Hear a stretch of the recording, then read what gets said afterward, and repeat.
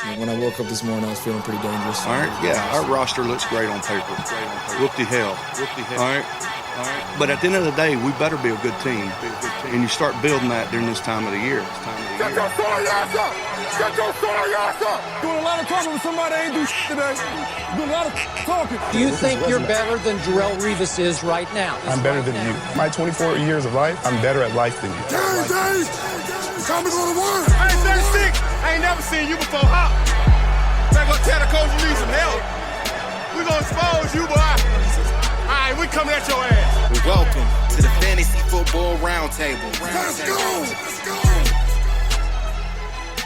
What's going on, ladies and gentlemen, and welcome to another episode of the Fantasy Football Roundtable Podcast, proud members of the Full-Time Fantasy Podcast Network. You can find them at FTFPodNet on Twitter. You can find me, your host, Matthew Burning, at SportsFanaticMB on Twitter. We are just one of a ton of great podcasts associated with this network, though, some of which are Jim Day of FF Champs, Corey Parsons and Dr. Roto from SiriusXM Radio, Mr. Bob Lung from the award-winning Fantasy Football Consistency Guide and the creator of the Midwest Fantasy Expo, Dwayne McFarland, Blake Sullivan, and a ton of great others, and you can find all of us on FullTimeFantasy.com, your one-stop shop for all of your fantasy news, advice, and strategies. We at the Roundtable are also excited to be partnering with ExpandTheBoxScore.com. You can find them at XTBoxScore on Twitter. They have some of the most advanced stats in football, baseball, basketball, and college football. College football stats are extremely hard to find. For just $15 a year, you can look at all of these. I'm telling you guys, it is well worth it. If you like to dive into the analytical side of sports I use it for prospects, college football prospects specifically, it is amazing. It goes down to the minutest of details in this stuff. And again, it's just $15 a year. If you use our code ROUNDTABLE, you will get 10% off of that, which is a steal of a deal, if I do say so myself, and probably the best deal in the industry. So definitely check them out, especially if you want to get a jump on the upcoming draft class. It'll be well worth your time and money. And we are going to be back today with Mr. Matthew Fox. Obviously, the regular season is over with, so we're not going to be previewing or recapping any games for the most part. For today's podcast, me and Matt are going to go over kind of what happened in Week 17, changing playoff formats, and then obviously really kind of jumping in and talking about what's going on here the past 24 to 48 hours with everything on Black Monday and all of the head coach firings and just everything in general with the NFL. Kind of a news dump day as we get ready for the NFL playoffs. So let's jump Matt on here and get this going.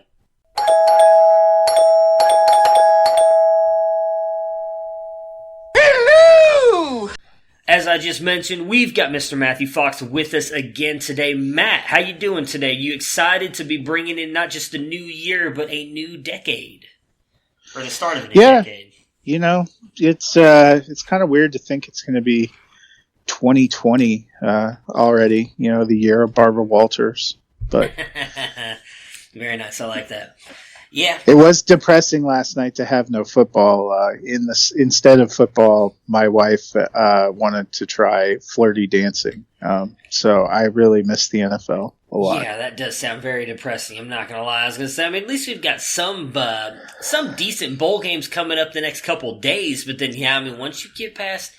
I mean, next Monday, I don't think there's any football because the national championship's the Monday after that. So, yeah, it's good. I can't believe they're waiting until January 13th to do the national title game. We will have played 3 weekends worth of NFL games between the college football semi and the national championship. Yeah, I'm not going to lie. I was really surprised by that, too. I really thought it was going to be this Monday. You would expect like a 10-day window, which is what it would have been pretty much. And I really thought that's what it was going to be, too. Like, I was looking at my phone. I was like, all right, you know, no big deal. You know, obviously, I was not very happy if you followed me on Twitter about what happened Saturday. But I was like, all right, well, no big deal. You know, we got the wild card weekend in the NFL leads right into what should be a very good national championship game, I think. Then I was like, wait a minute, the 13th? It's like a whole other week of what? So it's like, oh my, yeah, it's I don't understand it. I know I was looking at some of the interviews they were doing and talking about, well, they enjoyed it or they like it in the fact that it allows their teams to rest up, like especially Clemson was talking about how it was a dogfight between them and Ohio State. Like, it gives their players plenty of time to rest up and the coaches time to prepare. But yeah, that just seems like a ridiculous amount of time to wait, especially because you don't even have any bowl games next week either. Like, this is the last week of bowl games, and it's like radio silence for an entire week, and then you get the national championship game. So yeah, it's weird for me as well. I mean, I like I said, I think we talked about last time we were on here that maybe that'll change if they increase it to 8 teams. I can't see they'd allow this much time now again, in between, bowl games and the championship game. But, yeah, it's crazy to think that we're going that long without a championship game. Wouldn't you think, though, if they increase it to 8, that what'll really happen is the first set of games will happen earlier in December? Maybe. The only thing I don't know, because I'm trying to remember how the schedule works. I don't think so, because I would imagine they're still going to allow most college teams to have those 2 bye weeks. And I mean, that is kind of a big deal, especially because, they emphasize the student athlete part. I do think that they would still allow most colleges to because most colleges get 2 bye weeks within their season. And if you'd have to take one of those away to move up the championship weeks, assuming they still keep them, like the Big 10, Big 12, Pac-12, keep the championship games and then move in, because I still think you'd probably give them a week before you go in, because most championship games are on that Saturday. Maybe you go right into the playoffs that next weekend. I guess they could do that. But I think they want to keep some of their bowls. What I think you'd run into, what the problem is the next 2 weekends, NFL has playoff games on Saturday afternoon and night. Yeah. So they wouldn't set the college football playoffs against the NFL playoffs. So then you would be left with, you can't put probably 2 games on a Monday when people are working. You have to remember there's a month basically between those championship games, which all take place Thanksgiving weekend, and where they were on the Saturday before New Year's. So I could see them slipping a round in toward the middle of December, because once you get to January, it's going to be hard for them to have like a Saturday platform unless they want to go really late into the month. Yeah, I mean, the only thing I can think of is maybe they try and do something with, what was I going to say? Maybe they take away like tomorrow is a big day. Like they always do the Rose Bowl, and I know the Orange Bowl was last night. There's another one on tomorrow. I can't remember what it is. I think it's the Sugar Bowl, right? Yeah. They always do those separate. Maybe they move those into like more of a prime time thing, like Friday or something like that, and reserve this day for like the last 2 games, the last 2 like semifinal games that we saw Saturday, and then play the championship game. I don't know. I mean, you'd have to figure out a way to squeeze them in somewhere. My thing is, I just don't know what they would do, because I don't think they want to get rid of any bowl games, because those bring in so much money for not just the colleges, but for the NCAA. And I would imagine, I mean, there has been a lot of talk that the NCAA will go away. I feel like there's way too much to get into before that happens. So I don't know.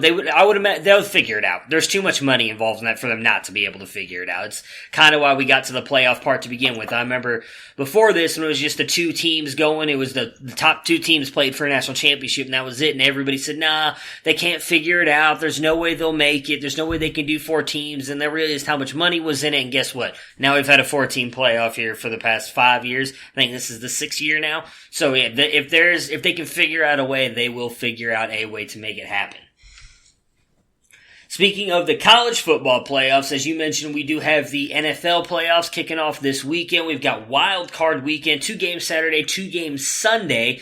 As I mentioned there in the beginning, before me and you jump in and talk about really just the 5 head coaching positions, and at this point, one of them has already been filled, and kind of what's going on with them. There has been a lot of drama that has come with some of those as well. We're going to jump in really quick and kind of recap some of the main parts about Week 17 and our quick thoughts. Before we jump into Thursday's podcast, me, you, and Tony will be back on, hopefully. We've talked about how we're going to do a little playoff thing as well, and we'll kind of preview the 4 playoff games coming this weekend.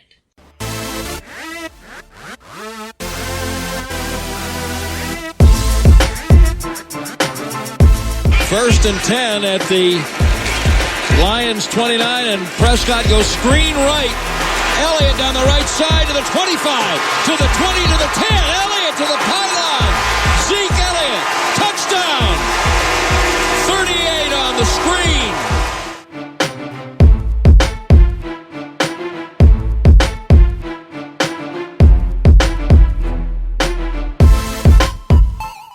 Second down and 10, takes the snap, gives it. Chubb runs, he's to the 15, he's to the 20, 25, 30, 35, 40, 45, 50. There goes Chubb, he's to the 30, 20, 10, 5, touchdown, Chubba-Lubba Hub. 92 yards.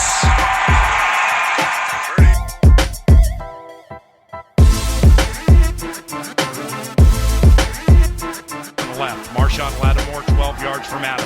Case on a deep drop, steps up in the pocket. He'll fire to the right side, caught by Diggs. Stay up! Oh my God! Oh my God! 30, no! 10! Touchdown! Are you kidding me?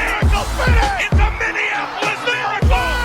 Stephon Diggs and the Minnesota Vikings have walked up on the New Orleans Saints. It's a 61-yard Minneapolis miracle. So on the AFC side here, the biggest game would probably have been, not even probably, it was between the Dolphins and the Patriots. The Dolphins pulling off a huge upset here, 27-24, most of it coming on Tom Brady throws a pick six, and then Ryan Fitzpatrick driving down the field in like a 2-minute drill to give the Dolphins the lead, leaving, I think it was like 20 seconds left on the clock for the Patriots, so almost a no-win situation for them, which ends up knocking the Patriots off and out of a bye week. This is the first time, I believe it was since 2009. If I remember correctly, they are not playing, or they do not have a bye. They are actually playing now on Wild Card Weekend and have a very tough matchup where they go against the Tennessee Titans, who also won their matchup against the Texans. Not really surprising there. Houston kind of came out, I want to say it was like Saturday or Friday, and said they were pretty much sitting all of their starters. I mean, Watson sat, Hopkins sat, a couple of their defenders sat, so you kind of thought, man, going into that, Titans had the upper hand. All they had to do was win and get in. Me and you had both talked about the scenarios the Raiders needed. Some of those, actually, I think everything came through outside of the Texans winning. Had the Texans beaten the Titans, the Raiders would have had to win, complete the 2-point conversion. They failed against Denver, and they actually would have gotten into the playoffs. No, the Colts lost. Oh, I forgot that the Colts lost. You're right. So they wouldn't have made it in had they even won that 2-point conversion. So it ended up coming down between them and the Steelers. Steelers ended up losing to RG3 and the Ravens 28-10. So the final seedings for the AFC come down, and it is, my goodness, I don't know why I was going to say Cleveland, because all the drama going on in Cleveland. Baltimore gets the number 1 seed. The Chiefs are the number 2 seed. The 3 seed, as I just mentioned, are now the Patriots. 4 seed, the Texans. 5 seed, Bills. 6 seed, Titans. So that leads to a Saturday AFC matchups here between the Bills and the Texans, and the Titans and the Patriots. How big of a deal is it to you that we are now seeing the Patriots playing here this weekend? Because a lot of people are making a big deal about them having to play against the Titans and playing on Wild Card Weekend. Well, I mean, we've seen the Patriots haven't looked like the Patriots on offense at all this season, but they've been kind of riding a really hot defense. And if you're the 2 seed, you just have to win 1 home game, then you're back in the AFC Championship game, a place where they seemingly have lived the last decade. Yeah. You get knocked down to the 3 seed, you have to play Wild Card Weekend, no bye. Then you have to travel and win a game to make the AFC Championship game, and you have to play, probably have to go to Kansas City, definitely, if they won. So I think that, if you're a Patriots fan, which probably accounts for people living in Boston and no one else in the entire country. Front runner fans as well. Yeah, that's like a real bummer. I think what I'd be more concerned about is we've seen Tom Brady struggle with Miami in the past, but usually in Miami. Mm-hmm. Games in Miami, the Patriots have lost a few head scratchers in Miami late season. including last year where I think they had that like magic hook and ladder play with Ryan Tannehill that beat them. Yeah, where Gronk tried to tackle Drake, I think on like the 3 or 4 yard line. Yeah. This is December in New England, so that's alarming. And on that last drive, you're talking about the Dolphins were down 24-20. They had to go down to get a score to win because the Patriots offense had actually gotten their S together a little bit and gone down the field and scored a touchdown to take a lead with a couple minutes left. Not only did Miami march down against New England's defense, which had been their best feature all season, they did it with Fitzpatrick throwing to Parker against Gilmore time after time. If I'm New England, not only am I alarmed that I lost this game to the Dolphins at home that cost me a big seeding where I played my starters the whole way, at the end of the game, my best asset all season defense, specifically pass defense, specifically Stephon Gilmore, got crushed. Yeah. That would be super alarming. Yeah, I mean, and not even that. If you go back and look at too, they've given up, I think, this is their 3rd game now they've lost at home this year? Like 2. They lost 2 at home. 2? Okay, I thought they lost to Baltimore at home too. So, I mean, you're looking at, this is something that you don't really see. They do not lose at Gillette. And what is going to be interesting to me is the matchup between the Titans. And we'll definitely dive more into it on Thursday, but I actually think there's a really good shot. I think this is a 50-50 game, if I'm being honest. Like, when I saw this kind of matchup, I was like, okay, you were just talking about, well, their pass defense and everything, Stephon Gilmore. Okay, so we know that that's not the Titans' forte, but Derrick Henry is a hard guy to stop, and Mike Vrabel has these guys playing, and I would not be surprised if they do just enough to come in there and beat New England, because the one thing we've also seen is Ryan Tannehill has had some success here against the Patriots when he was with the Dolphins, and I think you can easily say this is probably the best team he has been on in his career as well. So I think it makes for a really interesting matchup for sure with them. Well, like I said, we'll definitely break it down more. The Titans are probably a nightmare matchup because even if you were going to take Stephon Gilmore and identify their best receiver and take him away, Tennessee isn't a team all season long that has had, it's not like the Saints where, Michael Thomas is the guy. They're going to try to get him the ball. If you can take Michael Thomas away, you have a good chance to win. Tennessee is not that team. Tennessee, we've talked about all season. A.J. Brown has really stepped up down the stretch, but they are not I have a focal point receiver. If you take him away, I'm stymied. They might have been when Mariota was in, but they aren't now. And so that's got to be even more daunting for Belichick and the Patriots defense. Where do you put your focus? I mean, I'd imagine you've got to be trying to take away A.J. Brown on the outside and then doing everything you can to try and take away Derrick Henry. But I mean, I know you've been on the same train as I have earlier in the season that Derrick Henry was not going to be this good. It seems like it's almost kind of impossible to stop Derrick Henry at this point. So, I mean, it's like I said, I think it's going to be a really good game. I think the Bills-Texans is actually going to be a really good game as well. I could see, I can see the Bills pulling off the win there too. But like I said, we don't want to dive too deep into that because that's definitely what we're going to discuss on Thursday.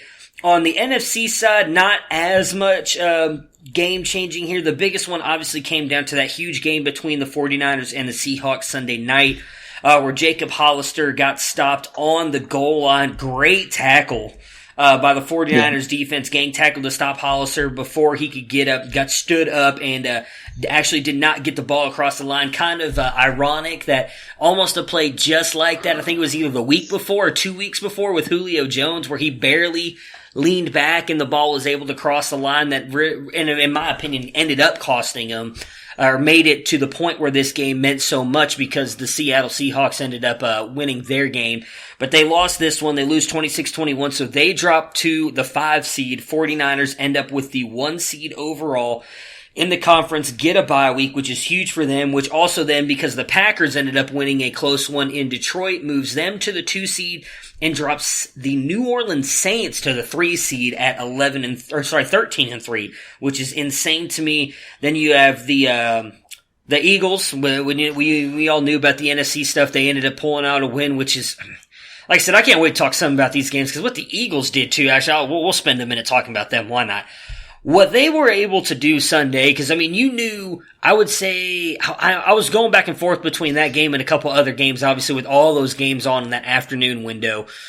And Dallas jumped up on Washington, I think it was early second quarter, all of a sudden they were just blowing Washington out. I think the final score ended up being 44 to something. I don't remember what it was exactly. 47-16. Okay, 47-16. So yeah, they were up, they got up quick. And at that point in time, Philly, I think, was still tied 10-10. So, and you had to know, I think, if you were in Philly, what was going on in Dallas. And then for them to get more in, Miles Sanders gets hurt.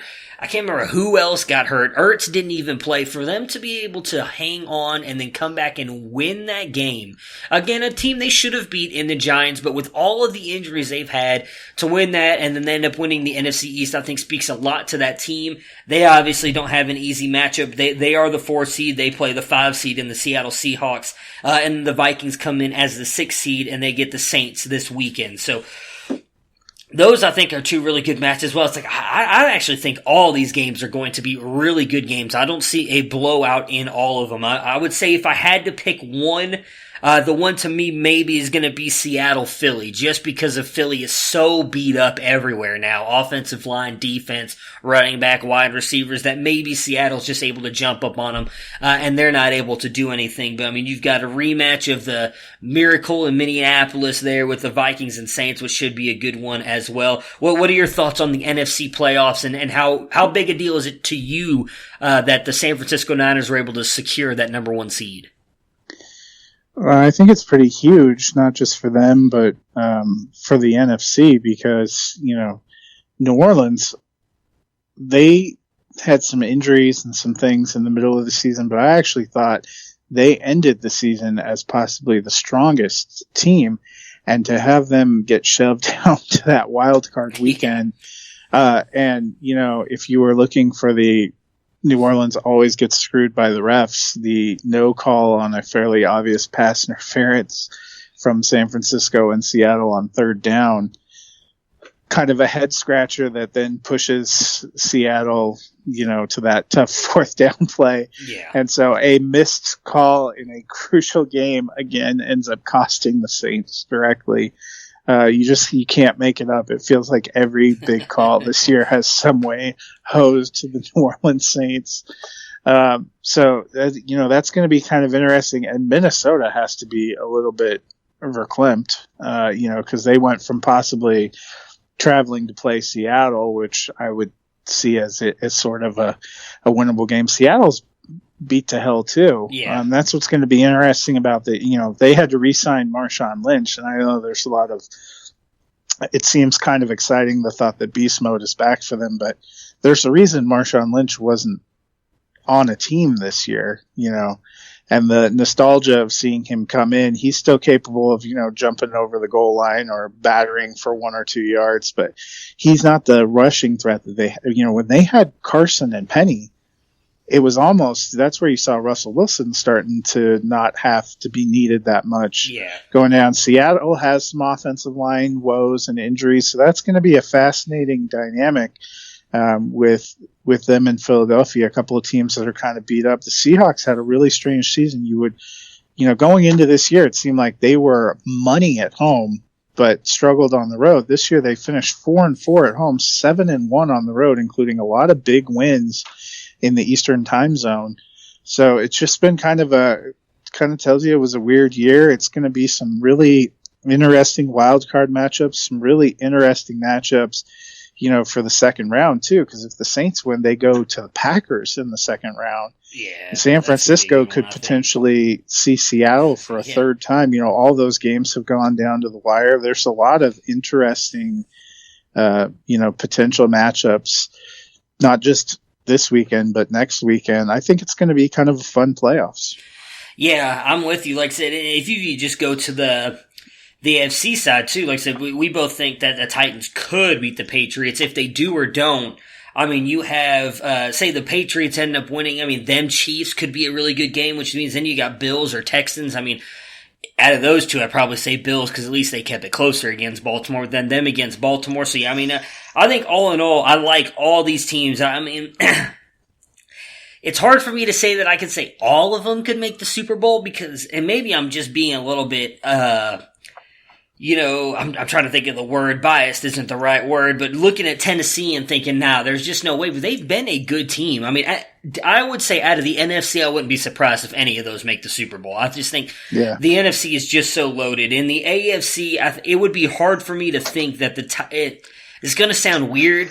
The Titans, Patriots, or Texans. I actually like the Bills. I think they've got a really good team. I would put them third just based on what their defense can do. And we know that if Josh Allen can have his A game, they can probably beat anybody because that defense can keep them in where I'm not sure you can say that same thing about those other three. But then again, I think the Titans and the Bills are almost the same team. So maybe you can say that. I don't know. But it's definitely a very interesting field altogether. I think the difference between the Titans and the Bills seems to be that the Titans have been able to fare better on the road against good competition, and Buffalo home field makes more of a difference. Yeah, that's true. And they for them, and their seeding's going to force them on the road. I was really hoping they would clip. If they would have won that game in New England that was really close based on what happened, we would have seen a flip, and they would have been the 3 seed. I think it would have been interesting to see, but they're I think they're going to have a pretty tough road because, Houston has some good passing assets. And if they won that game, then they'd go for sure pretty much, I guess if Tennessee wins, they could end up in Kansas City. Yeah. That would be interesting too. It's hard to say. I guess you're right. The Bills scare me a little bit because Josh Allen can be pretty good and dynamic, or he can fall into a hole and give up a lot of turnovers. The Bills are not one of those teams that if they get behind a lot, I feel like they could rally. They need to keep games close. Yeah, that's what I was saying. I think for me, if that defense, we know the defense will more than likely be good. I mean, Sean McDermott's been phenomenal there. He always seems to have that defense up to par. That's what I was saying. If Josh Allen brings his A game, they could beat anybody because like I said, we saw him play the Ravens earlier this year, and I think it was like a 2017 game or something like that. Like they were actually able to hold the Ravens offense in check. We know that defense can do it, and I would say, as much as it hurts me as a Browns fan to admit it, that Baltimore Ravens offense is more explosive than the Chiefs. So if they can do it to Baltimore, they can do it to Kansas City. So, I don't know. Obviously, we'll have to wait till this weekend to see that, and we'll definitely do, like I said, more breakdowns on them and predictions when the three of us on Thursday as we talk about the playoff thing, the playoff game that we're going to do as well. With us. So I'm excited to get into it. This seems like a really good year of playoff teams. Like I said, for me, I think like every year you go in and there's like a couple teams in the AFC and NFC. Like, unless they make some like great run, I don't see them doing anything. Like I said, I would not be surprised with any of the NFC teams if they come out and make it to the Super Bowl. As I just said a minute ago, I think they're loaded. Maybe Seattle or Philly because of their injuries. But then again, we've seen Philly and Seattle go on runs before, so I would not be surprised with any of them. Well, let's see here. I guess it's time to really no easy transition into all of the drama that has been going on. Obviously, if we didn't make the playoffs, chances are a lot of these teams are moving on, and it was a lot less than we thought. Now, we had kind of come up with only 7, I think, altogether that we thought were going to change. It ended up only being 5. The 6th one that we were both kind of thought might happen just based on what the team had done was the Falcons. I think it was either the day after or it was on Monday. I can't remember when we did the podcast. The Falcons announced that Dan Quinn is going to be back with the team. I think it was Saturday. It was right before their game. Yes. They took away any doubt. Yeah, because I know I brought it up on there, and I'm pretty sure you agreed with me. Like, I wasn't as surprised just based on the fact that, as we talked about, the way that team has kind of rallied behind him the past month. They've really kind of played hard for him, where you've kind of seen other spots the teams have not played that well. So I wasn't as surprised that they decided to keep him. Were you? No, and I thought they would probably win on Sunday against the Bucs, and they did. And so they only are 7-9, but they go 6-2 the second half of the season, and actually end up second place in their division. I thought they were trending toward keeping him. I would see you were more confident that Freddie would go than me. I was not bullish he would go. There's two that I thought would for sure go in Jacksonville and Dallas. That Jacksonville, they're for sure keeping him. In Dallas, who knows? Yeah. So that's been more of a surprise to me, not so much who went as, a couple of these. I thought Doug Marrone was for sure gone. I'm really shocked that that's what the Jaguars are doing. I don't really understand. I guess they're saying that every problem they had in their entire organization was Tom Coughlin, because that's the only way you could explain that. Yeah, which I don't agree with that. Before we jump into the Jacksonville thing, I just have to touch on, you brought up the way the Atlanta beating Tampa Bay.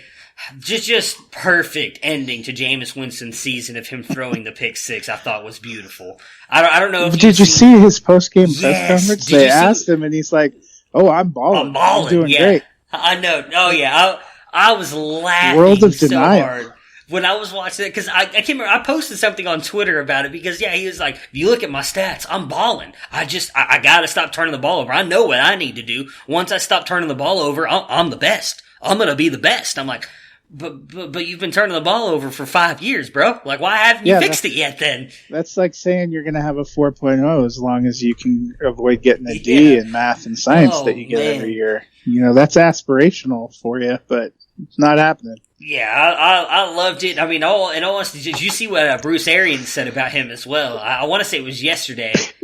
Yeah, how did that final pick six factor into his evaluation? It did not help. Yeah. Well, no, not even that. He said, someone asked, I want to say it was yesterday, it may have been today, someone asked him, can you win with another quarterback? And he's like, I won with the quarterback I had. I can definitely win with another one. And I was just like, okay, that's not not really a ringing endorsement for James Winston. Well, I mean, you're talking about a guy, Carson Palmer had some early career interception issues. And when he went to work with Arians, managed to do pretty well. Drew Stanton, who we have not seen be really successful anywhere else, was good enough with Arians to go into the playoffs and to get, I think that was the season Palmer got injured, and Stanton took him to the AFC title game, or the NFC title game. So, I mean, we've seen him do more with less. Jameis Winston, he lives in a world of his own making, I guess. Sure. I think you're still right. They'll probably transition tag him, because who's going to want to pay the draft pick price to acquire that? Yeah, that's going to be the interesting thing, because, we've talked about it a little bit here in podcasts leading up to, obviously, us getting to pretty much the offseason part. I mean, I know technically we're in the playoffs, but there's a lot of quarterback questions that need to be answered. So I don't know if anybody would, just because, I mean, if you really talk about it, it's not even just the interceptions. He leads the leagues in fumbles since he's come into the league as well. So it's just turnovers in general. It's not even interceptions. But yeah, I just thought it was a great poetic end, I guess, to his possible run here with the Tampa Bay Buccaneers. And then, as you brought up the press conference, which was just the cherry on top, because I thought it was awesome. I was truly enjoying it when I saw it on Twitter. But we were talking about the Jaguars. I'm with you. I was kind of surprised. I know we had talked about it. I was fully on board with them keeping Caldwell, the GM, because I think he is drafted masterfully with some of the players that he has brought in there. He has done a really good job. But I was surprised that they kept Marrone as well. Now, we did talk about on there, what was that? I can't remember, 4 years ago, they were one play away from making the Super Bowl. I mean, one great Stephon Gilmore play away from making the Super Bowl and possibly even winning that. So, I don't know, maybe they are. I don't know. I don't want to say they're using Tom Coughlin as a scapegoat, but it did seem like they definitely are. Okay. Well, my point on that was it does definitely seem like, from everything we've heard from players and everything going on there, that he was the issue everybody was having problems with. Like Jalen Ramsey said he didn't have any issues with Marrone. It was the front office, which was Tom Coughlin. I don't know, obviously, I think it's in Yannick Ngakoue. their like star defensive end. He wanted to get paid and Coughlin wasn't paying him. That wasn't a Marrone thing. They were even embracing each other on the field at the end of week 17. So I don't know. Well, and I get that, and I'm not saying Tom Coughlin wasn't a problem, but if I was sitting back and looking, this team doesn't have, they've been completely flat on both offense and defense for 2 years. And last year, maybe you were prone to say, hey, Blake Bortles really isn't the guy. He got as much as he's possibly going to get out of him, but we have to get another quarterback. They've gotten other quarterbacks. I just thought this team at one point in time was 4-5 with Foles coming back with a great chance to make a move by winning a few division games and get right back in the playoff race. And they just got killed all the way along. And I don't know, one rah win at home in week 17 over a depleted Colts team does not tell me that they're playing hard for their coach. I just thought they needed a change, needed to do something. I mean, Marrone was the coach before Coughlin came in. Coughlin elected to keep him to give him a chance. So, I don't get, if you wanted to a fresh start, try to reboot this franchise, if he's the guy. I do agree with you there. Like I said, I thought they were going to fire him as well. I know Shad Khan had come out and said that he didn't feel like now was the time for change, that he felt like they were moving in the right direction. So maybe that's why he did keep him. He clearly disagrees with our opinions, which, they finished last place in their division. How are they moving in the right direction? That I don't know. Like I said, man, he clearly disagrees with us. He's a billionaire, so I guess I can't argue with him.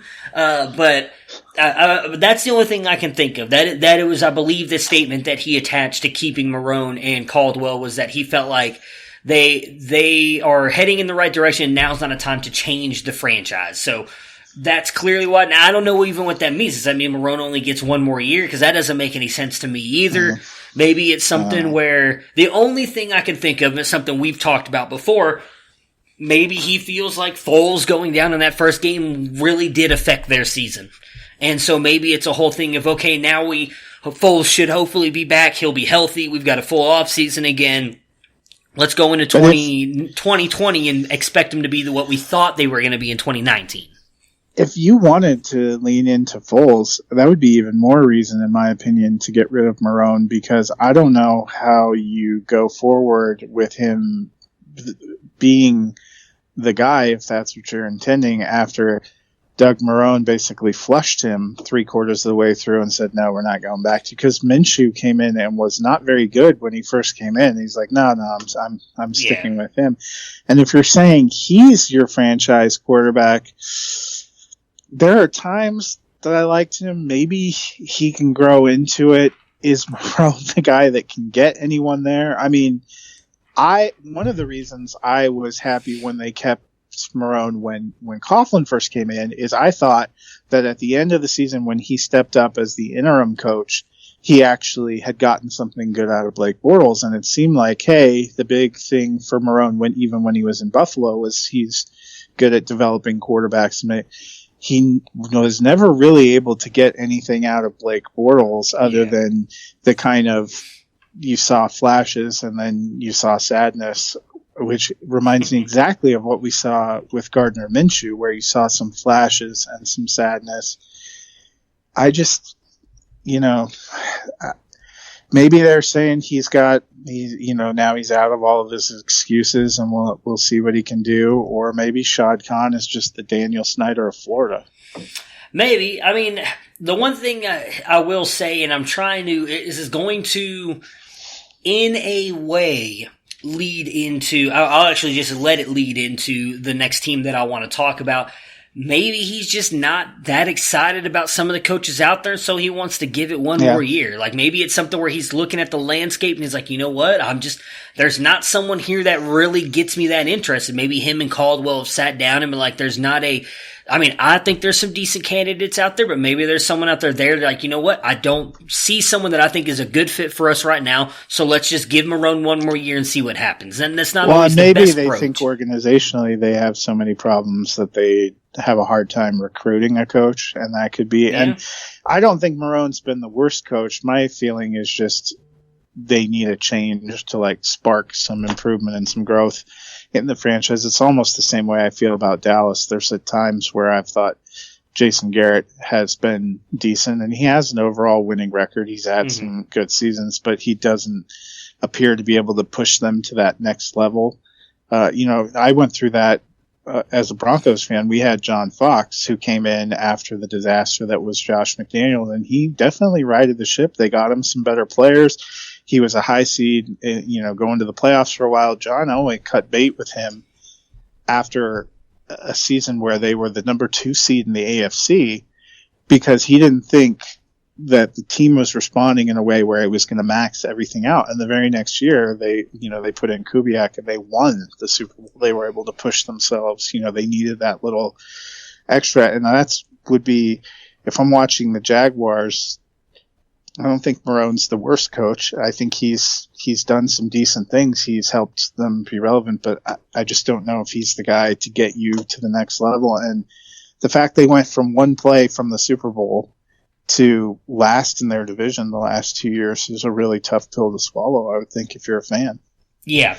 Well, that leads perfectly into the team that I wanted to talk about because it was the Dallas Cowboys. So there is all kinds of rumors and, in all honesty, drama going. There's 2 teams that have got a lot of drama going around it right now with everything going on. The first one, or the one in the NFC, is the Cowboys. And there's a lot of talk that technically Jason Garrett has not been fired yet, so he is technically still the head coach of the Cowboys. Now, his contract runs out on January 14th, which is in 14 days from now, so we will see what happens with that. There's been a lot of talk that they're going to let him go here in a day or two. Now, me living in Texas, I've heard a lot of different stuff. There's been some talk of, Jerry Jones just respects Jason Garrett so much that he didn't want to let him go on the quote-unquote Black Monday, the day where all these head coaches go because he feel like it would be a sort of black mark on Jason Garrett's record, so he's going to let him have a couple more days. There's some people that think he's doing it out of spite in a way that there's a lot of connections between him and the Giants, and technically the Giants have not hired a head coach, and it's something that maybe he doesn't want to see Jason Garrett go to the Giants and have success there because they would have to see him twice a year. I don't think it's that. If I'm being honest, there seems to be a lot of love between Garrett and Jerry Jones, so I don't think he's playing that card. There is a lot of people who think they might find a way to keep Jason Garrett, which would be the craziest thing I think that could happen. This little coaching carousel that we've got going on, even with some of the stuff that's going on in Cleveland. Do you have any thoughts on this whatsoever? Because, you really thought with everything that happened on Thanksgiving, with them losing to Buffalo, it really seemed like the writing was on the door that if they don't get their stuff together and make it in the playoffs, Garrett's done no matter what. And that didn't happen. So now, for me, if you're going to fire the guy, it needs to be done already. It's been 2 days. What are you waiting for? It makes no sense to me whatsoever.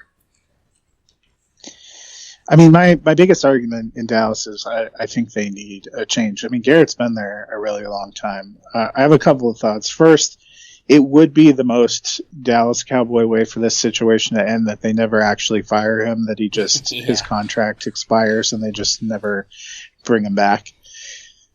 Which could be a legitimate possibility. If Jerry Jones has a lot of respect for him and cares about him, the fact that his contract expires January 14th, they may be content to just let that contract play out and expire and do, what they're doing and never actually have to make hey, he's fired. It's just, his time ended thing. The other thing that's a possibility that I've been thinking about seeing these meetings and no announcements made is Dallas could be in the same situation that you talked about with Jacksonville, that they're looking, can we get a big person? There was a lot of talk that they had reached out to Urban Meyer even a few weeks ago. And I could reasonably see if Jerry tried to go for a couple of big ones and couldn't get anybody to come, that he would be happier with the devil he knows than replacing Garrett with, a second tier option to them. Yeah. He's never struck me as somebody who's going to pluck a guy out of obscurity. He's not the guy that's going to go out and get Zach Taylor and put him in because he was Sean McVay's coach. Jerry has wanted people that either have some kind of connection to Cowboys, which was Garrett. He was there for a long time as an assistant and as backup quarterback before, he was part of the family, or they go get names like a Parcells or a Jimmy Johnson back in the day, Barry Switzer, guys who had either been hugely successful in college. And maybe that's another part of it. Maybe they're targeting somebody who's still actively playing in the college playoffs or who just finished, or they're trying to see. So those are a couple of the things that maybe are going on there. Because Jones, he said basically he's content to wait. He doesn't feel pressure to get this started. I think he's always believed that the Cowboys brand is so appealing that they don't have to compete in the same way that other teams do. Yeah, for sure. I don't think that. I think that's exactly what's going on with him. I would be extremely surprised if they kept Garrett, but that is why I brought up the whole Jacksonville thing. I'm glad that you went back to that, because that is part of my thinking as well, is that maybe it's something where, because we've heard the rumors about them reaching out to Urban Meyer, and maybe Urban Meyer doesn't want to come to Dallas. We've heard Lincoln Riley, and I've been saying for weeks, I don't think it's going to happen. I don't see Lincoln Riley leaving Oklahoma to come to Dallas, because, I mean, don't get me wrong, Dallas Cowboys they're the biggest brand. Jerry Jones has turned them into the most expensive sports franchise in the world. That's everything. So I get that part of it, but when you come down to how much college coaches are getting paid now and NFL coaches, it's apples to apples. Most college coaches are making now what NFL head coaches are making, and Lincoln Riley has these, say, I can guarantee you down to what color jock straps the players are wearing at Oklahoma. He's not getting that kind of control in Dallas. It's going to be Jerry Jones, and I don't know if he's someone that wants to give that up to Jerry. So for me, why would you leave a program that you have built up? Like, yes, Oklahoma is a name brand. They've been around for a long time. You got Barry Switzer, ironically, who obviously won a Super Bowl with Jerry. Oklahoma's been around for a long time, but they were kind of falling down with Stoops before he left. Lincoln Riley brought them back up. They've been in the playoff almost every single year that he has been there. He is synonymous with Oklahoma right now. It's not necessarily a step down to go to Dallas, but he has all the control in the world that he wants there. I don't see him going to a place like Dallas where he's going to lose some of that. So I've never thought Riley was going to go there. The next guy is Matt Rule, who we've seen the Giants are also trying to get interviews with as well now. He is the hot name college coordinator. He's got a game tomorrow, Baylor versus Georgia. I think he could be a phenomenal head coach. He does have not NFL head coaching experience, but NFL coaching experience. He did coach the offensive line for the Giants under Tom Coughlin. So he has some relationship to the Giants organization. I read an interview that Jerry Jones gave after, I believe it was the Big 12 championship game, where he was talking about how much respect he had for Lincoln Riley, and then went out of his way to actually praise Matt Rule, which nobody even asked him about Matt Rule. He just went in and talked about how impressed he was with what he's done with Baylor. So maybe he's a guy that they're looking at, but I do agree with you on what you said. I think Jerry, even if they end up, which I do think they eventually do let go of Jason Garrett, even if that is waiting until his contract expires, I do believe what you said, that he thinks it doesn't matter where the Dallas Cowboys, I'm going to be able to get who I want, so I can wait while everybody else is. And in all honesty, that may not be a bad approach for him to take, because as we just talked about right now, there's only 3 spots open. Because the other one in their division one of the other ones in their division has already filled their coach in the Redskins. So now you're waiting on just the Giants, the Browns, and the Panthers, and that's it. So, and we already know, I mean, again, if you're going after Matt Rule, well, Matt Rule said no to the Browns. So you know that you don't have to worry about him competing with that. Now it's only just the Giants. Now I believe the Panthers wanted to interview him as well.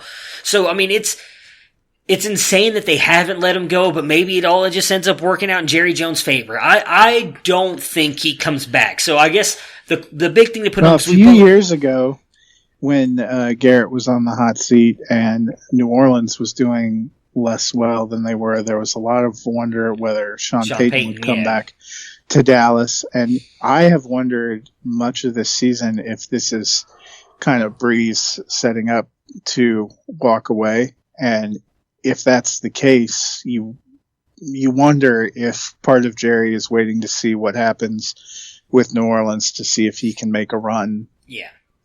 at getting Sean Payton to leave, because that'd be another guy who's not only a fantastic coach, but somebody who has ties to Dallas, or, could be waiting to see, maybe he has his eyes on a coordinator like a McDaniels or somebody who's still in the playoffs and they don't want to tip their hand that's what they're looking at. So they're not, trying to make requests right now. They're waiting until the season's over and it's fair game. So I still think it's tough to think that Dallas is going to do much better than what we saw this year if they go back to Garrett. I think he's had some nice seasons. He's done what he can do. He doesn't seem to be the guy to be able to maximize that talent. And Dallas has a lot of questions that they need to deal with this offseason, player personnel wise. So I think that might be another reason that Jerry's being a little more careful with coach, because you have to decide whether you're splashing out for Amari Cooper or Dak Prescott. And, whoever's going to be the coach is going to want to weigh in on both of those things. So there's a lot that they need to do to get it right, to maximize their potential. And Dallas doesn't want to make the playoffs. Dallas wants to win the Super Bowl. Yeah. They approach things a lot different, and, it's worked for them in the past. So I think this is something that we're going to see play out, over the next couple of months. Yeah, well, I'm glad you brought up the Sean Payton thing, because that's another little rumor that I've heard again. And living down here, there's been a lot of talk about. Now, they would obviously have to trade, actually, for Sean Payton, because he's still under contract with New Orleans. And someone else got brought up, and I thought it was a little bit interesting, because I brought him up, and we talked about the who we thought might get fired, or who's kind of on the hot seat. There was a lot of talk about them maybe trying to make a run at Mike Zimmer as well. He has ties with Sean Payton. Mm-hmm. To Dallas when he was the defensive coordinator, I believe, when Peyton was actually the offensive coordinator. Maybe they have a chance of getting him if the Vikings, are 1-out again, which is a realistic possibility going up against the Saints in the Superdome. I'm with you though. I do think it's more of they're just kind of waiting to see thing. I would say if you had to, again, we both think Jason Garrett's gone, right? Like I would say there's probably I can't even say 99 at this point. I'll go 85% chance Jason Garrett's gone. Like I think it's more realistic he's gone than staying. I might drop it to 70 now because I think it's going to depend on who they think they can get. If they try to make overtures and they try to go for a couple of these things and it looks like they're not going to be able to land anyone, I could reasonably see that Jerry just deciding that'd be easier to keep working with Jason Garrett than it would be to try to get some untested, unproven guy. Man, dude, that would just blow Cowboys fans' minds. I'm telling you right now, there would be a full-blown mutiny. I'm here for it because I just love watching the Cowboys burn because we all know I'm the Cowboy hater. But man, it would be, oh my goodness, it would be bad. The longer it goes without them doing anything, the better chance Garrett has. Dude, I'm telling you. He's had 2 full days of meetings and no decision, and basically Jones' comment was, I'm not in any hurry, I'm still weighing all my options. That, to me, is a guy that's not willing to close a potential door. And I agree. If you're not willing to close that door, as much as you were pissed off at points this season, you're not willing to close that door. That is, I think it ebbs down. I would have said on Sunday afternoon, 99%. Yeah. Yesterday, I probably would have still said 85%. A whole other day of meetings and him coming out with we're still thinking about things. He made a good case. Oh, it's going down precipitously. Yeah. Then, like I said, it's technically not even like a full day removed from what you would consider Black Monday, right? Like we're still in Tuesday right now. And yet I'm telling you, cause like I said, I know nothing but Cowboys fans. They live all around me and they are losing their ever loving minds. Because they are all like, well, you just fired him already. We do not want him back. So, like I said, I'm all here for it. I'd love it because, I'd hate it for my Zeke shares for the most part, especially with the way they've used him this year. But I'd be here for it just because I love to watch Cowboys fans tilt all over the place. It's awesome. Well, it's just fascinating for a guy that, there was jokes about, is Jerry going to let him on the team plane after the Philly game here we are a few days after the season. I don't know. Jason has some plans. Yeah, he's If those plans are coaching your team, what does it matter if that's not what you want? It's slowly feeling like Jerry wanted to test the water, see if he could get somebody, and it was coming up empty, and it's like, well, maybe Jason's not the worst dude. Yeah, it would be insane if they kept him. Like I said, we'll see what happens. I am in the camp that they don't keep him, and then in my opinion, if they do move on from him, which I guess we can't say that when they do, if they do. In my opinion, this is probably the best job available. I know that you have to deal with Jerry Jones and everything, and this is a little misconstrued here when I say this because they have the third most available cap space out of everybody in the NFL, but that's also not counting at least the Dak Prescott deal, which we know is going to eventually get done. They're not going to let Dak leave. And so you're looking at probably somewhere around the 30 mil to 40 mil mark coming off their cap, which is going to drop it down to, I believe, then they'll be right below the middle of the pack. So still a lot of money to spend. As you mentioned, they still got Amari Cooper. You have to decide if they want to pay him.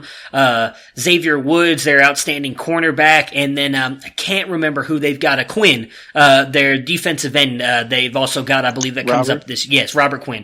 Did they send Robert Quinn? I'm sorry? Was it?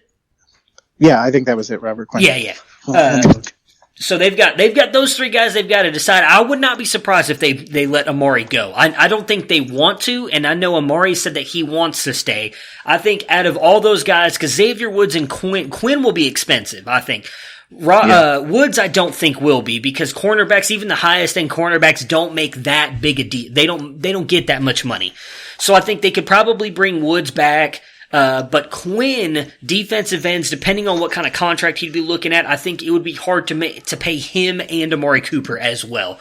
And with this class that is going to be loaded at wide receiver, they might just try and go younger at wide receiver. I mean, we saw the game Michael Gallup had Sunday, which, I mean, I think he's not Amari Cooper, but I think he can be a one if he needs to be for that team. So I would not be surprised if they let Amari Cooper go. We'll see what happens with that. But for me, they would be the team, or they would be the best team that's available if you were even including the Redskins who signed Ron Rivera. Would you agree with that, or is there another team out of the ones that are available you think would be better than the Cowboys' job? You're not going to like it. What's that? Who? I think the best opening is Cleveland, because they have the best talent on their roster and no legacy of winning, and a much less controlling owner, general manager. Oh, I don't know about the less controlling part. Well, we're definitely saving the Browns for last, because there's just too much we have to get into. So, I mentioned the Redskins, so let's just touch on them really quick. I thought phenomenal hire. Love Ron Rivera. Think he's a great coach. I think he's going to immediately come in, bring a not hard-headed, but a tough mentality to that team, which I think they needed. For me, the biggest thing, there's a report that actually came out about 10 minutes ago while we were recording that he's going to try and get Jack Del Rio to come coach their defense, which I think is a great move. Jack Del Rio had a couple successful years as a head coach, but he's been a phenomenal defensive coordinator, so I think that'd be a great move for him. The big thing for me is who is he going to bring in on that offense? We've seen that they've got a couple good pieces there. They've got to find someone who can develop Dwayne Haskins. Probably need to bring in another wide receiver opposite of Terry McLaurin. Maybe with Ron Rivera coming in there as well, being the players coach that he is, they'll be able to talk Trent Williams into staying, because they fired Bruce Allen, which I thought was a huge move on their part. He is someone that I believe a lot of players have said has kind of brought a toxic relationship to that franchise. So with him not being there anymore, and even more so on top of Bruce Allen, I don't remember the gentleman's name, but it doesn't really matter. They actually fired their medical staff as well, and are bringing in a whole new medical staff, which is the other part that Washington has been hit with a lot, and that they've had all these players who've gotten injured and then had to have multiple surgeries because the medical staffs have not been doing a good job with those surgeries. So I really think Washington, who's kind of been the butt of a lot of jokes here the past 5-6 years, have really done a good job of possibly turning this around and moving the franchise forward. So what are your thoughts on them hiring Rivera and everything going on with them now? I like their coaching hire. I think it's good, but we've seen Washington have good coaching hires before in the last 20 years, and it hasn't really panned out. They have some potential, I guess, on their roster. They have some potential good young players, but they looked terrible on both sides of the ball. That's more than a 1 year fix to me. They're not in the easiest division. I think the Giants have a better roster than they do and are in a better position to take a leap forward than they are. Dallas has a better roster and with better coaching might go forward. Philadelphia has a fantastic coach. And if they get healthy, they have a better roster. That's a tough turnaround. It's a tough spot for him. The one thing I will give the Redskins, a lot of people, I was listening to some talks today about them saying that the Redskins are very fickle with their coaches and everything. They've actually done a really, in my opinion, I shouldn't say a good job. They've actually given their coaches a fair amount of time. I mean, Jay Gruden was there for 5-6 years. I mean, that's not a short time. I mean, we just saw Freddie Kitchens get fired after a year. I mean, that's not a short time. So they did sign Ron Rivera to a 5-year deal. He's supposed to be working now to bring in a general manager that shares the same vision with him, which I think is the complete wrong way to do that. But we'll get.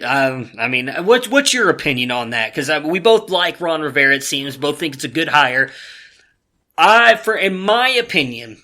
And maybe I'm wrong because we did see it actually with the 49ers. They brought in Kyle Shanahan and then they linked him with John Lynch. It was not we're bringing in John Lynch and bringing in Kyle Shanahan. It was we're bringing them in together as one because they are sharing the same vision. They signed him, I think it was like to a 10-year contract at the time or whatever.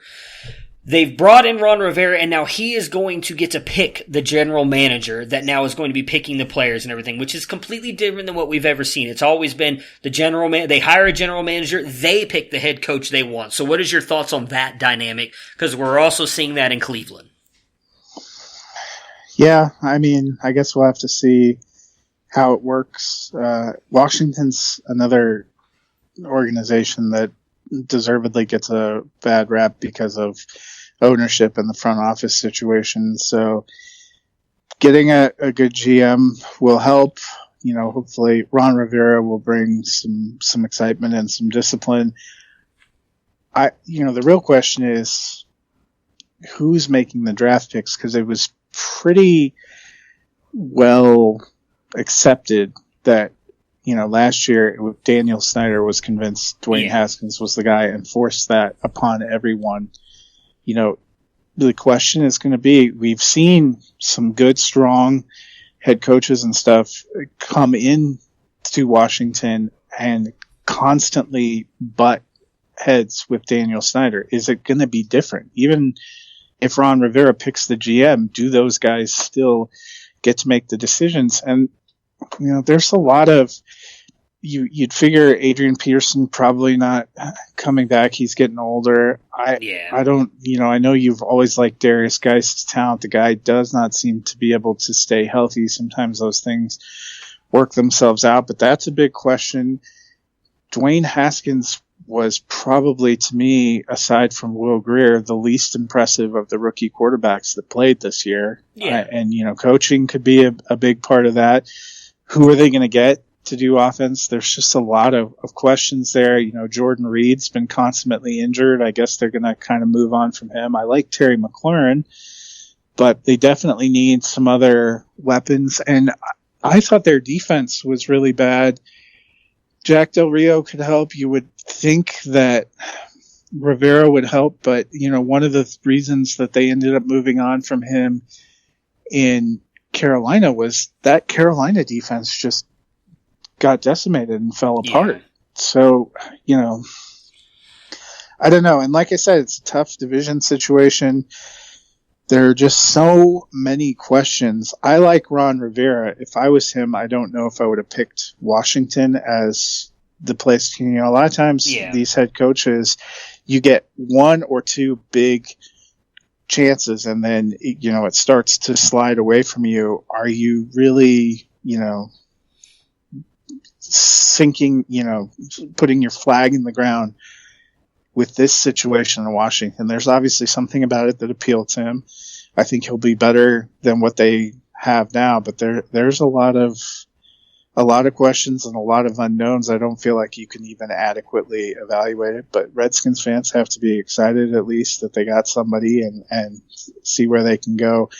We'll have a better idea when they get to the draft room, and building the team. Are they going to be able to build the team they want to build? Yeah, I mean, for me, on Rivera and that defense, the last thing I'll say, I do think I actually like Washington's defense, what they have currently, than what they have in Carolina. And I do think Del Rio and him will be able to make that defense. They've got a lot of young studs they've drafted over the past couple years that I think they'll be able to turn into a really good defensive unit. And that's why I agree with what you said. And I was saying earlier, my biggest thing for Rivera is going to be who he hires on the offense. Because while Dwayne Haskins, by far, I agree, looked like the worst rookie quarterback we saw this year, he did seem to be improving a little bit there at the end. If they can bring in someone to help develop him, and he ends up being the franchise quarterback that Daniel Snyder wanted him to be, then you, in all honesty, have a pretty good team you're already building. Like I said, the offensive line is one of the better ones. If they can convince Trent Williams to stay, all of a sudden that jumps up to an even better offensive line. Darius Geis is a big question mark, no doubt. But with the talent he has, if he can stay healthy, you've got a good running back. You need to bring in some more wide receivers, figure out what you're doing at tight end. But then outside of that, you've got a good team. The biggest thing is going to be, as you mentioned, and I agree with you, the division. That division is loaded to bear. I would say the Giants' talent is a little bit closer to the Redskins than you did, but the Giants do, I would say, probably have a slight edge over the Redskins just based on what they have on offense. I think the Redskins' defense is better than the Giants. But the Giants have I don't want to say a more steady plan in place, because we don't even know if Gettleman will be back after next year with what we've heard going on this year. The division is definitely going to be the biggest thing, as you were saying. The Giants side there, since we just touched on them and they're in the same division as the Cowboys and Redskins who we've been talking about, they move on from Pat Shurmur. The main ones that I've seen coming out, they've requested to review, I believe it was Josh McDaniels, Robert Salah, Matt Rule, and the latest one was Mike McCarthy. So they've got quite a few feelers out there for their head coaching job.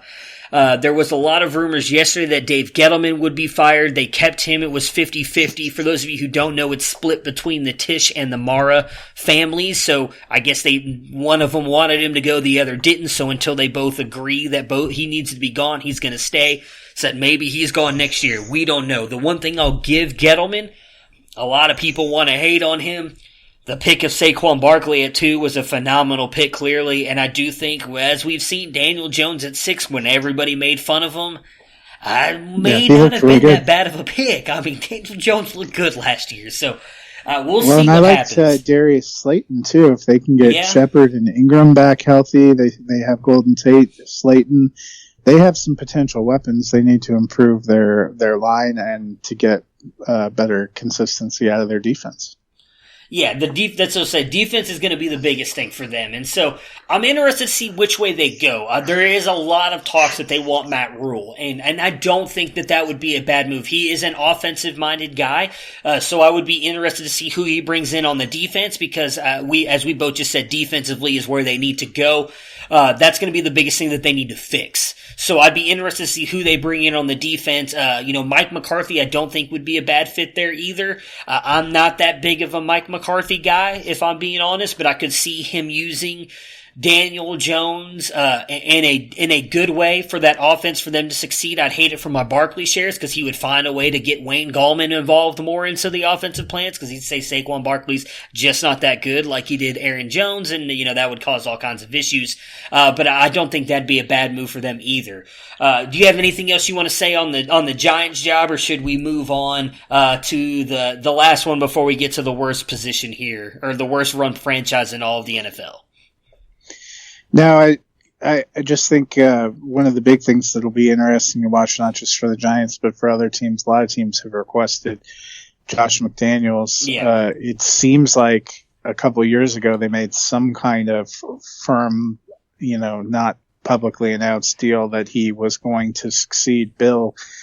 It seemed like maybe they were close to Belichick retiring, and yet you just don't have any idea of how close that is. Is McDaniel's going to get restless again?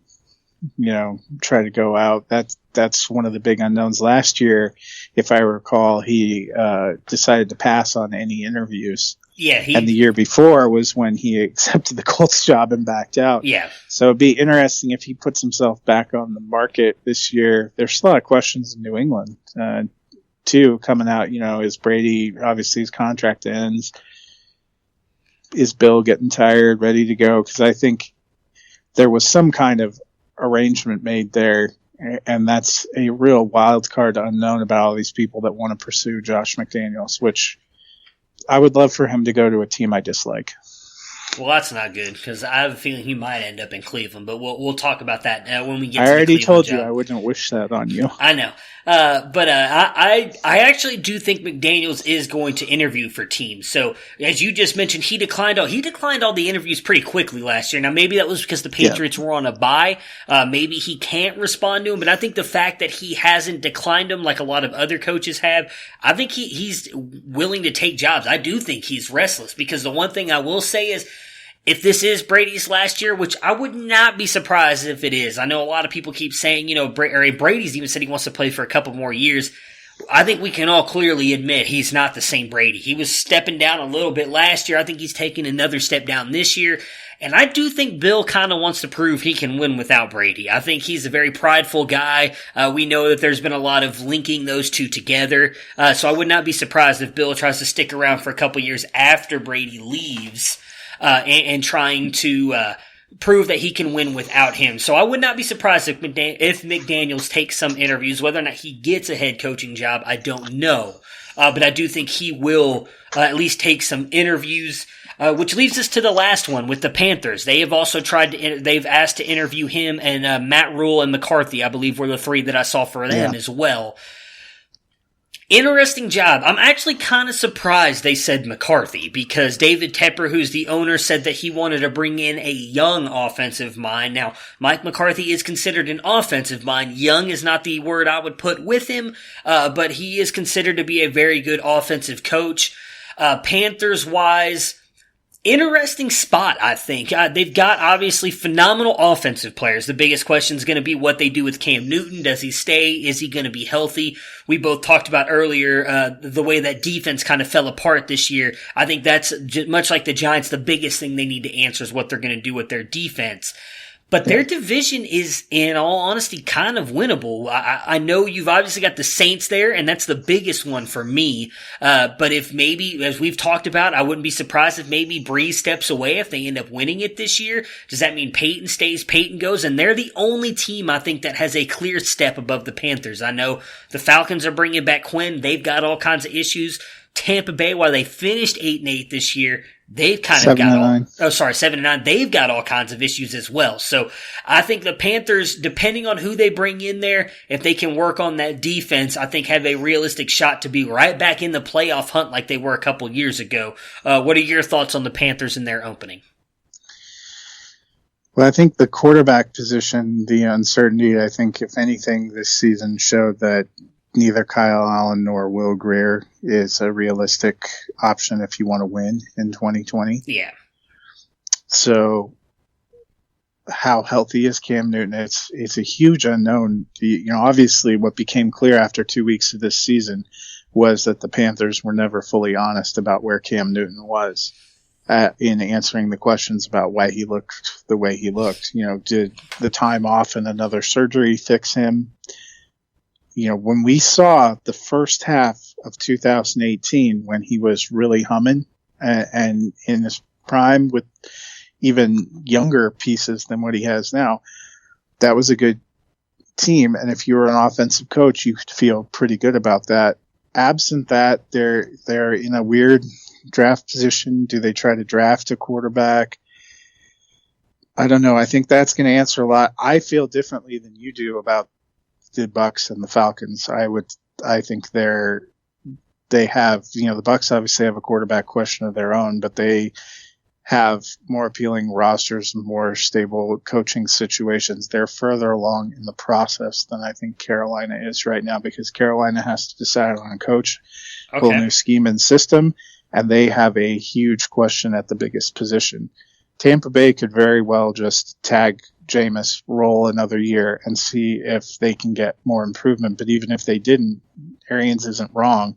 If he can fix that defense a little bit more, their offense was surely good enough to be 9-7 or 10-6 and be in the playoffs. Atlanta, if they can get their offensive line healthy and get a couple of defensive players, their offense showed that they're more than good enough to be 9-7, 10-6, get in the playoffs. I don't know that I would say the same thing about Carolina.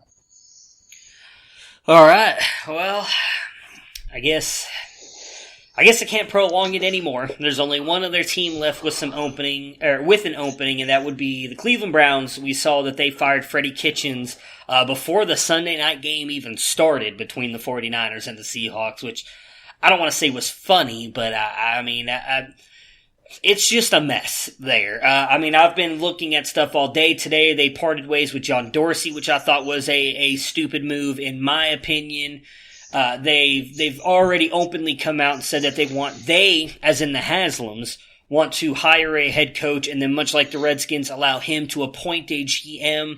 I don't understand that one bit, because it doesn't make sense. Yeah, you're picking a person who has the power to fire you. That just doesn't make sense to me whatsoever.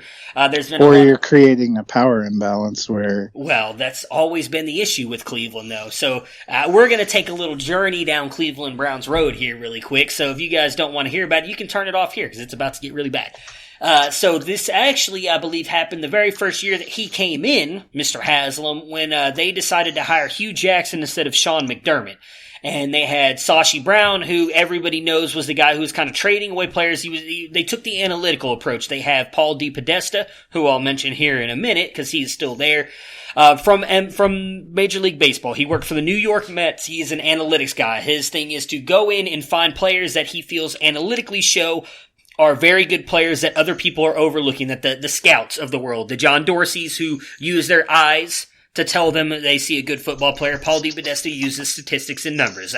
I don't think there's a wrong approach. My approach is you use both of them, not one or the other, but that's just my opinion. So they had Sashi Brown and Paul DePodesta on one side, and when Haslam came in, he had Sashi Brown and Paul DePodesta report to him, and he had Hugh Jackson report to him, because he hired Hugh Jackson when Paul DePodesta and Sashi Brown wanted to hire Sean McDermott. Now, would Sean McDermott be as good as he has been in Buffalo with Cleveland? There's no way of knowing.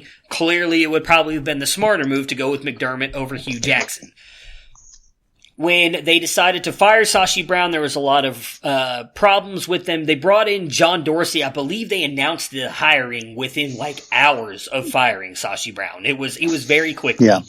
And there was a lot of talk about, they didn't talk to another candidate. They said they did. Regardless, I was very excited. Say what you want about John Dorsey. He is someone who doesn't care that much for the cap, which Sashi Brown was very good at. He pays players and he brings in talent, and he has done a good job. Has he had his mistakes? Yes. Took a shot at Antonio Callaway. That didn't work out. Took a shot on Austin Corbett. That didn't work out. He also got a third-round pick back for Austin Corbett. So he really just lost a round pick for the guy, because he took Austin Corbett in the second round. That's not that bad. When you can move on from an offensive lineman that quickly, that a lot of people don't think is that good, and get a pick later for him, in my opinion, was not a bad move. His biggest mistake was sticking with Freddie Kitchens and hiring him. Now, in my opinion, it is not fair to make that a big issue on him, because I think we can all be fair, and I'll say it myself.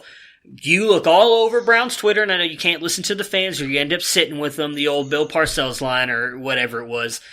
Everybody in Cleveland wanted Freddie Kitchens to come back and be the head coach last year because of what we saw out of him with the play calling and his relationship with Baker when they decided to let him go. Now, maybe it was more Greg Williams, as we've learned, and why that team was the way that it was. His attitude and the way that he the way they had that team playing, I guess is the way to put it. I do not think that is a Dorsey problem. I thought that was a Freddie Kitchens problem. I think, in my opinion, it was a knee-jerk reaction to fire Dorsey. There's been a lot of reports today that it's because Dorsey didn't like the direction that the Haslams are trying to take it. I don't know. So before we they did say it was mutual. Yeah, I mean, that's what I would want to say, too, if I was getting fired. I don't know. I believe that Dorsey wanted out. I do believe that, because The one thing I've always seen, I've paid very close attention to a lot of stuff he has said since he's come on. They've got the Building the Brown series on YouTube. He's made it very big to him that he wants to be the one calling all the shots. And it does seem like the Haslams had taken a step back and let him do that. There was a lot of talk last year when they hired Freddie Kitchens that was a Dorsey hire, that the Haslams did not want Freddie Kitchens. Dorsey did. So I do believe that they let Dorsey do his thing. The fact that they let him go because of that, though, in my opinion, was stupid. It was a bad move. I was arguing with someone on Twitter today that they're like, well, he hired Freddie Kitchens. It was a horrible coaching move. He deserves to be gone. If that's your threshold for GMs, you've got like a handful of GMs that deserve to still have their jobs in the NFL right now. A lot of GMs have made bad coaching decisions. It happens. I just think the player talent that he has brought in and the roster that he's built deserved him to keep his job. I understand the offensive line is bad. Point out to me the other issues with this team outside their offensive line, because I'll wait, because there really isn't any. The team that he has built, as you just mentioned earlier, you said this is the job you would take because of their roster, because he has built a phenomenal roster. He really has. So I thought it was a bad move altogether. Now, the one thing I will say, and this is where I think I really want to get your interaction, because I don't know if you've read this or not. The one part that it might make sense for me on is D. Haslam has always wanted Josh McDaniels to be the coach of this team. He is from Canton, Ohio. His father is a legendary coach from Ohio. He is very well respected in those parts. She wanted him to come in a couple years ago. They ended up going with Hugh Jackson. Again, she was the one who wanted him. Paul DePodesta wanted Sean McDermott. The reason I brought up Paul DePodesta, I guess I'll break off really quick, was the word is that he won the power struggle. He was the one who's pretty much helped force John Dorsey out. The rumor is that he might take over as GM. I personally don't like that, but it is what it is. D. Haslam wants Josh, my goodness, I was going to call him Josh McDermott, Josh McDaniels to come in and be the head coach. The rumor on why they let John Dorsey go is because they really want McDaniels, and McDaniels has told them that he would not come in there and be the head coach if Dorsey was the GM, that he wants to bring in, it was like Scott Pioli, or they named a couple other guys, I can't remember, but I believe they all have connections to either being previous GMs or connections with front office work with the Patriots. So that is now the newest rumor that is coming around, and that they really want McDaniels, and he wants to bring in his own guy at GM. Again, I think that's the wrong way to go about a hire. I really think you should hire your GM first and let them pick their coach. But, I mean, the Browns do everything wrong, so it's not surprising to me that they do that. So what are your thoughts on all of that I guess I just dropped on you there with the McDaniel news and everything? Yeah, I mean, it's a mess, and I guess we'll see. Just for a team that we thought was going to be a playoff team a few months ago, it's been an amazing whirlwind of failure. They have to do something probably to keep, the big personalities like OBJ and Landry and Baker together. They need a strong coach. I don't know if I can be personally impartial about Josh McDaniels. I think he's the devil. I will pray for you if he gets hired as your coach. I will not be picking Cleveland to be in the playoffs in 2020 if he's their coach. My experience of McDaniels, too, here was he came in and took a team that had a lot of pieces, particularly on offense, good pieces, particularly on offense, and dumped them right away. When he came into Denver, our team had fallen short. I think we finished 8-8, and they let Shanahan go because we missed the playoffs. And immediately he came in and dumped Jay Cutler. He dumped Brandon Marshall. He dumped Eddie Royal. He dumped our tight end Tony Scheffler. He dumped a bunch of pieces and brought in, like Jabbar Gaffney, Patriots retreads, and Kyle Orton. So that to me would be my nightmare. And, if that's what Dee Haslam wants, you have to wonder if she wants to bust up this team if they don't like the core of players they have, because that would be certainly a fear for me if he came in. I and it's ironic that everybody's hot on him this year after what we've talked about, the Patriots being inept on offense and not being able to make any adjustments and not being able to do anything despite radical personnel changes. Yeah. I mean, I'm not. So. I don't obviously have the I don't want to say personal grudge, but I don't have the connection that you do, obviously, with what happened and what he did in Denver. Obviously, I'll be honest, when he went there, I thought it was a good hire, and obviously didn't turn out to be. I think we can all admit that. I personally don't like him really just because of what he did to Indianapolis. I thought it was kind of a shady, crappy move, to be honest with you. And so I don't want him to be the head coach of my team either. I'll be honest, the one guy that I want, and I don't know how it would work out, was Robert Saleh of the 49ers. I openly have been campaigning for that on Twitter since I thought Freddie Kitchens might get fired, because what he has done with that defense in San Francisco has been good. And while I think their front line in San Francisco is better than Cleveland's, I think the secondary for Cleveland is better than San Francisco's. I think all around he could make that defense just as good, if not better, than San Francisco's with the pieces that he has. The real problem is you need somebody who's a strong force on offense because of the personalities that you have. Well, that's what I was going to say. That would be my only, I like the out-of-the-box thinking on Salah, and he's obviously done some great things with San Francisco, but I feel like you'd almost be setting him up for a Freddie Kitchens-like experience. Well, first-time head coach, he'd have enough on his hands trying to maximize that defense, and are you going to pair him with some kind of veteran offensive coordinator? I've seen our friend Dennis suggests, well, maybe we just keep the same offensive coordinator that they have and let him call plays. I don't think that works. I think you need to wipe out what you had and go something else. Well, so that's the interesting thing about Monken, because there was an article that was released about him earlier. I'm trying to think of where did I just see it at? I just lost it. Dang it. I had it on here and I was going to read it to you. Monken has not been calling the plays, though. He has been openly apparently talking to different players and everything and coaches, talking about how he's hated being in Cleveland because he was supposed to be the one calling plays, and he has not called a single play all year long. Like, Freddie Kitchens won't listen to him. And that's part of the mess and the issues going on behind the doors that we all don't know about. I know, but it's just making an assumption that he'd be better. True, and I do agree with that they would need to bring in, if they went the Salah route, they would have to bring in someone strong on offense. The one thing I was going to say on that is, I don't know if everybody's going to be there next year.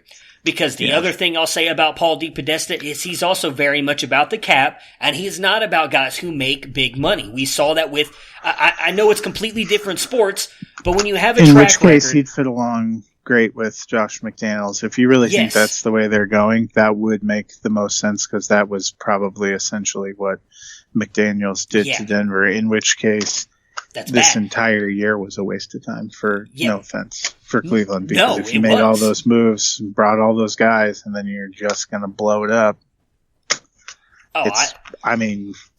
that's why I'm so upset today. Big regression. Yeah, and honestly, that is why I'm so pissed off, because that's what I see happening. Dorsey was making moves. Again, I understand that you can question some of the players that he's picked up in their character questions off the field. Fair. You can question that he doesn't care that much about the cap. Fair. But what he does is he brings in talent and he tries to win. Paul DePodesta, again, I can only go on what he did in baseball, because that's where his biggest track record comes from. If you go and look at the New York Mets, they don't have a lot of players that they pay a lot of money to. They pick up players that they think are good on an analytical and stats base that they can pay at a different price and then put a team together. And I don't know how big of a baseball fan you are. Could you tell me how many World Series the Mets have won? Because I can. It's 0. Yeah. They've made one World Series, and I believe it was 6 years ago, and they lost to the Kansas City Royals. I don't think this is going to work out at all. I do think that if Paul DePodesta gets it, and they do go the McDaniels route, as you were talking about, I would not be surprised if Odell is gone. If Kareem Hunt and or Chubb are gone. I don't think they keep both. One is going to be gone. I wouldn't be surprised if they decide to move on from Landry. I honestly think that's the route they're going to go, and it is. That's why if you follow me on Twitter, you've seen all the tweets that I've been posting about the Browns. I think they're going to take a serious step back next year if this is the route they're going. I'm really hoping they're not, because as I said, I really think Dorsey put a good team together. I hope that they bring someone in and they're like, all right, we've got a good team. We need to fix the offensive line and we have a contender, and that's what they do. But I don't think that's the route they're going. So I'm as a Browns fan, I'm honestly terrified, and to make a college football joke, I'm willing to put my name in the fan-based transfer portal now and find a new team to root for, because I can't. If this is the route they're going, I cannot be a Browns fan anymore. This is the dumbest stuff I've seen. And all you need to know about how people still feel about Josh McDaniels here, considering it's been, I think, just about a decade since he was the coach, is this morning I was watching the morning news here in Colorado Springs, and they were talking about some of the coach firings and openings, and that a few people had requested permission to interview Josh McDaniels, and they cut over to our weather guy, who took a beat, looked at the camera, smiled, and said, "Good luck with that."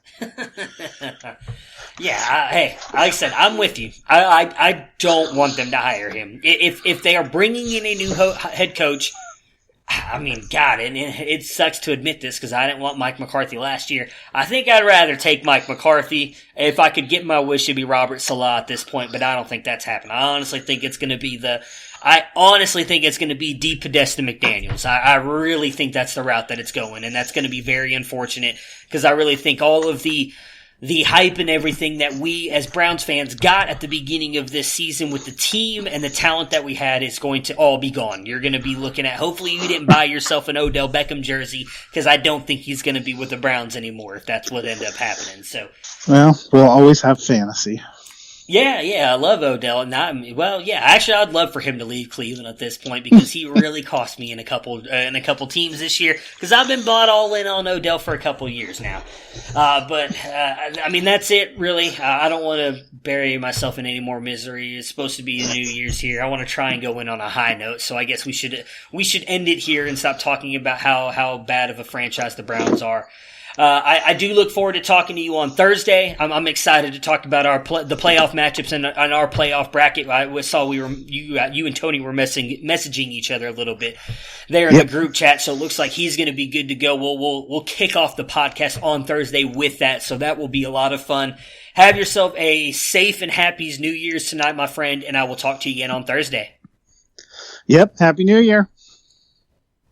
Prepare for glory! I don't know if you got your popcorn ready. Do you got your popcorn ready?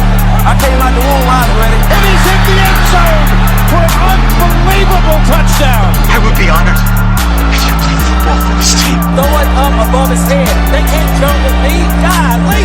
Oh, they tackle him at the 40-yard line. Who can make a play? I can. Who can make a play? I can.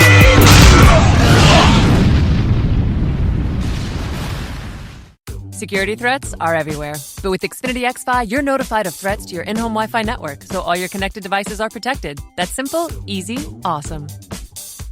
Switch to Xfinity today and get a great offer. You'll get fast speeds and the best in-home Wi-Fi experience with Xfinity XFi. Plus, ask about enhanced security for safer browsing and more. Go to Xfinity.com, call 1-800-XFINITY, or visit an Xfinity store to switch today. Restrictions apply.